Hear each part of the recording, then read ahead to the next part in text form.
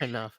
But yeah, so last thing on Darko, he has a different philosophy of basketball and how it should be played throughout ball movement, high pick and rolls, and playing the right way, making the right passes, making the right plays. So the part to me stuck out is that he specified a specific tactical element of the offense with high pick and rolls. So Yes. what I just wanted to talk about is that you look at a team and let's pick out some of the different figures. Because when I think high pick and roll, I think who's the ball handler, who's the screener, and who is uh, stretching the floor to make that an advantageous situation, right? Because you're going to generate, ideally, you should be able to generate quite a bit of rim pressure with the high pick and roll.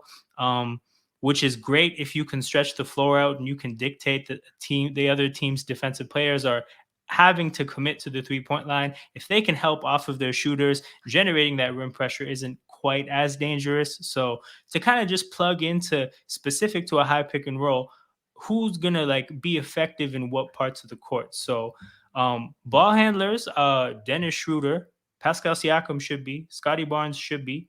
Who do you think the good effective screeners would be in this situation? Well, I think Pascal could be a better screener, but there is one person that we just recently signed who is a great screener. Sometimes sets illegal screens in Jakob Pertl.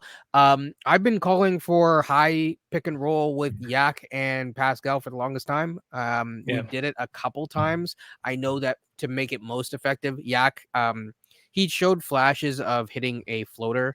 I would like to see him. I would hope that he's working on that this summer. I'm sure that he is. I'm sure that he is. I'm not expecting him to be like Brooke Lopez or anything. I'm just saying if he can hit in the mid range, then you really it's even that stretches out your defense a lot. Yep. Yep. So that's exactly what I'm thinking of in terms of Barnes specifically, because I know a lot of people will be like, "Oh, he plays the right way," and I'm like, okay, cool, great. Yeah, I'm totally with that, right? I'm not, but I really like ball movement and high pick and roll. That tells me a lot about what he's thinking, actually. Yep. And so, actually, I'm going to take a screenshot of this because this is very interesting. Oh no, this is an awesome quote. This is like Scotty said a bunch of stuff. So much of it was like traditional PR media training. Let's just Yes, say a bunch of words that mean absolutely nothing. And then he dropped this awesome nugget of just like actual basketball. So I was happy he did yes, this. And yes. yeah, just sorry, go ahead. No, no, no, no, no. It's but yeah, it's just like so. Okay, I look at Barnes. I'm gonna like compare him to a couple different players, body wise. When he first got in the league, and it's always Yeah. like you see these guys in summer league, and that tells you so much about their actual size, right? Because it's like, oh, Cade's 6'7", then he goes to summer league. I'm like, no, not even with an afro, right? Like, like that dude's 6'5", You're right? cheating. You're cheating, Cade. You're You, cheating. you then see Barnes, and it's like this dude is a man child. Yes. Like this dude doesn't look like other guys, and Is that a football player? Like exactly like Debo that's from the kind. Friday. Yes, yes, If you've seen yes. Friday, good Oh, I good have, movie and by I'm the way. sure the audience has too. Yes. And so you have something like that, and it's like, okay, so this kid has like he reminded me of LeBron James.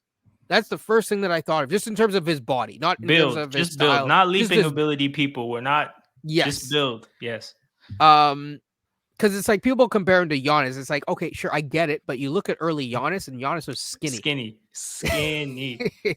That's the right? thing. Scotty is comparable to like year 5 Giannis, honestly, like in terms of Yes, physique.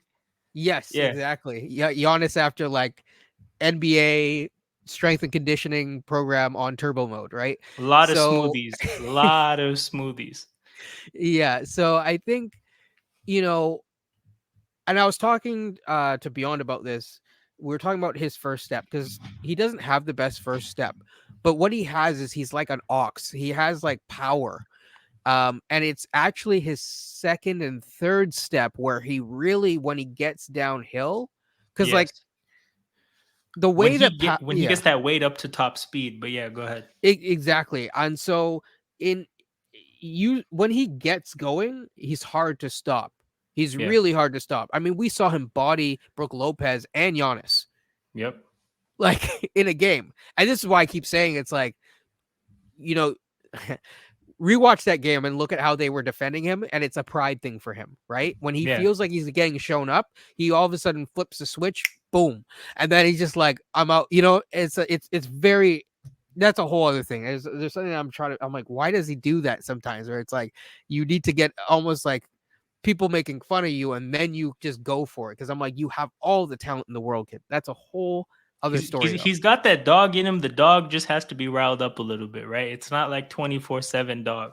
Yeah, I want Darko to be like his Michael Jordan, where it's like this guy says something about your mother and all Yeah. this kind of stuff. And Make him take it personally, yes, consistently. Make that yes, happen. Yeah. yes. So this is why I'm glad that Darko really seems to get to know his players really well and will find a way. And also he takes into consideration his players' thoughts. Um, in terms of Pascal now, because we're still talking about high pick and rolls. Yeah. If you go back to that Chicago game, the last Chicago game with the screaming, which by the way, I had no idea there was screaming because I was studying and I had to watch it on mute. Oh man. I'm trying So to think what that experience would be like. That sounds infuriating. How did you get through the studying? well, I mean, I was just like looking up every so often, and then I'd watch a couple Got it. possessions and go back to studying. But I didn't know, like, I kind of missed all the free throws, and I was like, okay, why are they missing all these free throws? And then I listened, Yeah. I was like, what is that noise, right? Yeah. So, anyways, I was like, 8 hours later, I'm like, why are they talking about this little girl on on social media? I'm like, I'm so Wait, why confused. is DeMar's daughter viral again? Yes, yeah, Yeah. exactly. So, but anyway, so it was interesting, and I watched the last one of the last two possessions, a field goal makes by Pascal. Um, one of them you'll remember because it was like he went up in the air, got hit in the air, and still like dunked it down. And it's like people are saying that the dude can't finish. I'm like, and people are saying the dude isn't clutch. I don't know about you. That seemed pretty clutch to me. Um, it seemed like he double clutched it in air, Yeah, yeah, but that was towards the end of the game. Like that was closer to the last minute, right? Yeah, that was the last minute, I believe. I remember that possession. Yeah. yes, beautiful basket. I think right before that, he had another basket where he slithered his way to the hoop through two defenders, drew another one, and just scored through them all. And it was Yeah. like again, like it was very much like a different type of craft. Like Scottie's power and Siakam is very shifty and crafty. That's why people are like he relies on his physicality. I'm like, not really. I mean, you talk to like Samson Folk is a good example. I had him when I talked to him, and he's like, no, Pascal and Scottie are very different in terms of how they initiate offense and how they go through it. And to me, that's a good thing because you want versatility on offense. And Yeah. so it seems like number one, you're talking about ball movement, high pick and rolls, but also you get Pascal going downhill, you get Scottie going downhill. That's the type of offense that I want to see. Yeah, I think that's how everything should be built. And I think the reason the high pick and roll thing makes so much sense, right? You don't want Scottie and Pascal going downhill when Jakob Pertl and the other team center are chilling underneath the rim, right? Like that's not as advantageous as putting people in motion, right? Having a guy like Pertl setting a screen, or like in different like different situations, but like you you want to open up that part of the court for Pascal and Scottie Barnes to attack as much as you can.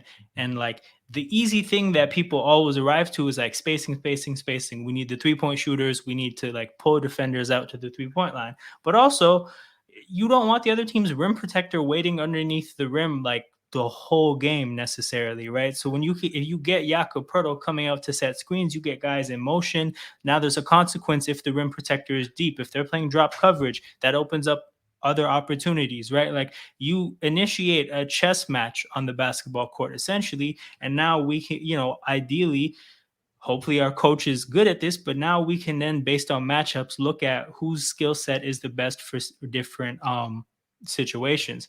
Real quick, Yeah, absolutely.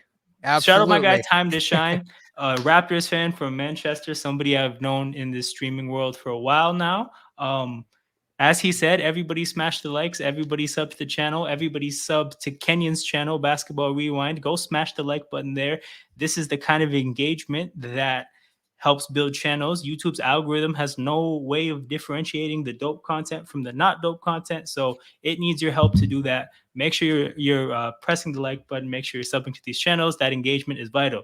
Back to the conversation. Yeah. Yeah, I mean it's there's a lot of interesting things that you can do. I'm not saying it's going to be easy. I think that they end up probably starting them together, and then they'll stagger Barnes and Siakam. But the closing lineups will probably have them. Maybe it'll be small ball, maybe it won't. Everything to me tells me that they are looking still at Vision 6-9 or positionless basketball, but with actual shooting. Now, I'll make a very quick point about this. I think shooting is very important. I think Yeah. versatility is important because if you only focus on shooting, if you only focus on 3-point shooting, guess what? You end up like Boston this year. You live by the three, yes, but you also You die have by the Grant three. Williams taking 18 threes. That's the dying by the three. That is the dying by the three, or you become the Houston Rockets of old, right? 0 for 27 from And three. it's like, why are you guys not? You remember that? It's like, why are they not trying a layup? It's like, can you do a Yes. layup? Yes. And It's so, basic yeah. fundamentals. You learned it when you were 7. Yes, exactly. So it's like, and it's funny because Boston, with all their free agency moves, seem to have doubled down on the three. We'll see how that plays out. In this upcoming year. I think that they're a better regular season team, but not necessarily playoffs. But this is a Toronto Raptors show, of course. So I So think let's shit on Boston. That's the logical conclusion. But yeah, go ahead, continue. exactly. Yeah, it's not blank Brooklyn. It's Yes. so best of luck to Delano Banton, by the way. Um, Always. yeah, so I think with what I was trying to get at is that you have the ability. I don't like the idea of how do I put this? So you want to surround Scottie and Pascal with shooting, sure, but you don't want it just to be Scottie and shooters and that's it, right? Or Yeah. Pascal and shooters and that's it, because guess what? Then you have the chance of looking like, I don't know, the Mavs over the past couple years. And guess what? Luka is Luka. Luka is very good, but I mean, the one man show and the one man band doesn't really seem to work. It doesn't seem to work. And like the issue with a one man band is like in the case of specifically old Houston and Dallas, and what people talk about when they say Scotty plus shooters is you have one person that's in charge of doing all the creating for the supporting cast and the bulk of the scoring. Mhm. That's an unreal set of responsibilities to put on one person's plate, to expect them to flourish over an 82 game regular season, show everything on tape, show all their tendencies on tape, and then do it again in the playoffs and win 16 more in the playoffs. That like it's It's unviable way to exhausting. it's not a viable way to do things. Yeah, it's not gonna work. So not only does Scotty need shooters, yes, but he needs people with like versatile skill sets as well. Because as a functioning basketball team, you need to be able to show different things. So like in a high pick and roll situation, right? Let's say the ball gets passed to the roller, um Mhm. and that ties up another defender. You want your shooter that's in the corner to also have to be adept at making a back cut, because that's an easy basket, right? Absolutely. Sounds like you're going to Okay, get a bunch more we're gonna people. we're gonna get rated from